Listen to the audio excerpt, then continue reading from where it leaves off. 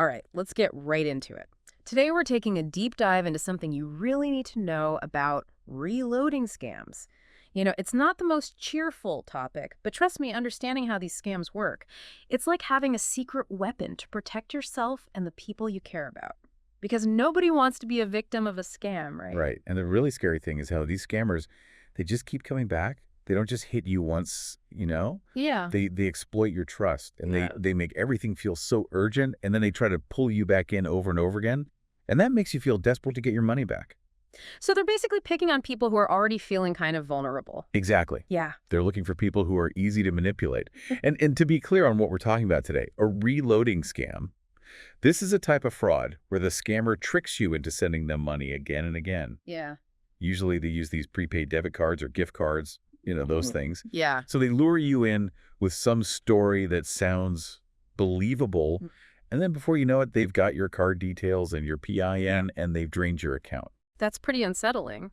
But how do they even get started? Like, what's the first step they take to pull this off? Well, a lot of times it starts with them pretending to be someone you would trust.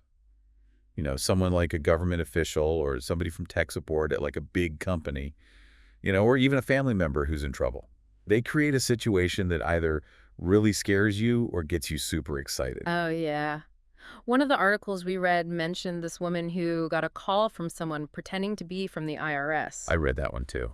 And they told her she owed back taxes. And if she didn't pay up right away, they were going to arrest her. I mean, can you imagine how panicked she must have felt? Absolutely. That's a classic example of how they use fear to get what they want. The fear of getting in trouble with the law, that's a powerful motivator. But sometimes they'll try a different approach and appeal to your hopes and dreams instead. Like they might tell you that you won the lottery or some big prize. Oh, so it's like a good cop, bad cop routine. Yeah, kind of. They're Oh, trying to find whatever angle works best to manipulate you. that makes sense. So where do these prepaid cards fit into all of this? That's the really clever part of their plan. They'll insist that you pay them using a prepaid card like Green Dot or MoneyPack. You familiar with those? Yeah. Because these cards are basically untraceable. Wait, untraceable? I mean, how is that even possible these days? It has to do with the way these cards work. Unlike your regular bank account or credit cards, prepaid cards don't have very strict rules about verifying your identity. And once the money is transferred, it's really tough to track where it went. It's almost like handing cash to a ghost. It just disappears. So if they get your card information, you're basically out of luck. No way to get your money back. It's not impossible, but it's really hard. The scammers can move that money instantly, buy stuff online, whatever they want, and you're left with very few options. Man, this is way more complicated than I thought. You mentioned earlier that these scams can take many different forms. What are some of the most common types of reloading scams we should be aware of? Well, one that's super common is the tech support scam. So picture this. You get a call from someone and they say they're from Microsoft or Apple, and they tell you they found a virus on your computer, Oh, I've heard of these. right? They use all this technical language to make you think they know what they're talking about, and then they tell you that your computer's about to crash unless you pay them to fix it right now. Wow, that's sneaky. I Yeah. can see how people would fall for that, especially if they're not very tech savvy. Exactly. And then there's the grandparent scam, which Yeah. is just heartbreaking. The scammer pretends to be your grandchild or another close relative who's in some kind of trouble. Yeah. They might say they've been arrested or they were in an accident, and of course they need money wired to them right away using, you guessed it, a prepaid card. Oh, man, that's just awful. Taking advantage of people's love for their family. It's just sick. It is. And then we can't forget about the lottery and prize scams, where they tell you you've won a ton of money or some amazing prize. But there's a catch. You have to pay a fee or taxes up front before you can claim your winnings. And they'll want you to pay using, guess what? A prepaid card. You got it. So basically, anytime someone asks you to pay with a prepaid card, that's a huge red flag. Yeah. It's a big sign that something fishy's going on. One of the most disturbing things I read about was these sucker lists. What can you tell us about those? Oh, yeah. The sucker lists. These are seriously creepy. Imagine a database filled with information about people who've fallen for scams before. Names, addresses, phone numbers, maybe even bank details. And these lists are valuable. They get bought and sold like some kind of illegal commodity. So once you've been scammed, your information is out there making you a target for more scams. Yeah, pretty much. It's Yeah. a vicious cycle. And that's why knowing the warning signs and protecting yourself is so important. We don't want to end up on one of those lists. Okay, so let's talk about those warning signs.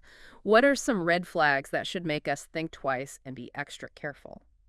Well, the biggest one, like we said, is when someone demands payment using an untraceable method, especially prepaid cards. Think about it. Real businesses and government agencies, they don't operate that way. So if someone you don't know personally asks you to pay with a prepaid card, that should set off alarm bells in your head. Okay, so that's a big one. But what else should we watch out for? Well, another red flag is high-pressure tactics. When someone tries to rush you into making a decision or they make you feel like you have to act immediately without thinking it through, that's a bad sign. Sounds like they're trying to catch you off guard. Exactly. They want to prevent you from thinking clearly and asking questions. They want you to just react emotionally. Makes sense. So if someone's pushing you to act fast without giving you time to think, that's a red flag. Right. Another thing to watch out for is unsolicited contact. When someone you don't know reaches out to you out of the blue with some amazing offer or a scary story. Like those random emails or phone calls. Exactly. If you didn't initiate the contact, you should be extra cautious. Mm. Legitimate businesses and organizations usually don't operate that way. So be wary of strangers bearing gifts or bad news. Exactly. And always be careful about sharing personal information or financial details with someone you don't know and trust. Okay, so be careful about who you trust and what information you share with them. Oh, right. Another red flag is when someone asks you for information that seems out of place or unnecessary. Like what? Well, let's say you get a call from someone who says they're from your bank, and they start asking you for your account number or your social security number. But wouldn't your bank already have that information? Exactly. That's the point. Hmm. A legitimate bank representative wouldn't need to ask you for that information. They already have it. So if someone asks you for sensitive information that they should already know, that's a red flag. Okay, so think twice before giving out any personal information, especially over the phone or online. Right. And finally, always be wary of offers that sound too good to be true. If it sounds too good to be true, it probably is. Right. Exactly. Yeah. Those emails promising you millions of dollars or a free vacation, those are almost always scams. Remember, if something sounds too good to be true, it probably is. All right, so we've got a good list of red flags to watch out for. But what can we do to actually protect ourselves from these scams? Well, the first thing is to be aware of the scams that are out there, like we've been talking Okay. about today. The more you know about how these scams work, the less likely you are to fall for them. So knowledge is power. Exactly. You can read articles, watch videos, listen to podcasts like this one. Stay informed about the latest scams and how to avoid them. Okay. So stay informed. What else? Be skeptical. Be cautious. Don't just take everything at face value. If someone contacts you with an offer or a request that seems suspicious, take the time to verify it independently. So if someone says they're from the IRS, for example. Exactly. Don't just take their word for it. Look up the IRS phone number online and call them directly to confirm. Or if you get an email that looks like it's from your bank, don't click on any links in the email. Go directly to the bank's website or call them to make sure it's legitimate. So don't just verify. Exactly. And be careful about the information you share online, especially on social media. Don't post personal details like your address or your phone number publicly. And be wary of friend requests from people you don't know. And never share your passwords or financial information online. Okay. So be mindful of your digital footprint. Exactly. And finally, if you think you've been targeted by a scam, report it to the authorities. You can report it to the Federal Trade Commission, the FBI, or your local police department. So don't suffer in silence. Report it. Exactly. Yeah. By reporting these scams, you're helping to stop them from happening to other people. Okay. Great advice. So let's recap. Be informed, be skeptical, be cautious about sharing information, and report any suspicious activity. You got it. Remember, scammers are out there, but we don't have to be easy targets. By staying informed and being aware, we can protect ourselves and our loved ones from these scams. Great advice. Thanks for sharing your expertise with us today. My pleasure. And to our listeners, thanks for joining us on this deep dive into the world of reloading scams. We hope you found this information helpful, and remember, stay safe out there. Stay safe. Wow. After hearing about all these red flags, the pressure tactics, the prepaid cards, the unsolicited contact, it's hard not to feel a little paranoid. Well, a little paranoia might not be a bad thing in this case. A healthy dose of skepticism, that's your best defense against these scammers. They're masters of manipulation. Okay, but it's just amazing how convincing they can be. It's like they have a sixth sense for knowing how to exploit our weaknesses. Well, it's not magic, it's psychology. They're really good at reading people, figuring out what makes you tick, Yeah. what you're afraid of, what you want. and they use that information to their advantage. So it's like they're building a custom trap for each victim. Exactly.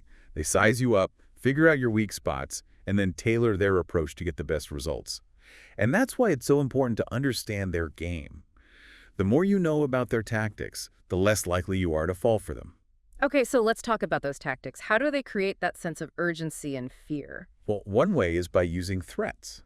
They might threaten you with legal action, or arrest, or even physical harm if you don't do what they say. It's a way of overwhelming you, making you act without thinking. That's terrifying. I can see how people would panic and just do whatever the scammer says. But it's not always about fear. Sometimes they'll appeal to your greed. They dangle the promise of easy money or big rewards, like those lottery scams where they tell you you've won millions, but you have to pay a small fee first. The classic too good to be true scenario. Exactly. And then there's the tactic of playing on your emotions, your empathy and compassion. They might pretend to be a charity that needs urgent donations for a heartbreaking cause. Or they might pretend to be a friend or family member who's in trouble and needs money right away. It's just awful how they exploit people's good intentions. It really is. That's why it's so important to stay grounded and think critically. Don't let your emotions cloud your judgment, especially when it comes to money. Always take a step back, verify the information, and if something feels off, trust your gut. Okay, so we've got to watch out for fear tactics, greed traps, and those emotional appeals. But I'm also curious about how technology plays into all of this. Yeah, technology sword. It's a double-edged sword. On one hand, it connects us in amazing ways, but on the other hand, it gives scammers powerful new tools to reach more victims and make their scams even more sophisticated. They're constantly adapting to exploit the latest platforms and trends. So what are some of the tech-driven scams we need to be aware of? Phishing emails and text messages, those are still a huge problem. Scammers are getting really good at creating messages that look like they come from legitimate companies. They often use urgent language to pressure you into clicking on a link or giving them your personal information. So even if an email looks official, we can't just assume it's safe. Right. And then there's social media. That's a goldmine for scammers. They create fake profiles, build relationships with unsuspecting users, and then they start asking for money or personal information. It's scary how easily people can be fooled online. It is. So you have to be really careful about who you connect with online. Don't share sensitive information with someone you haven't thoroughly vetted.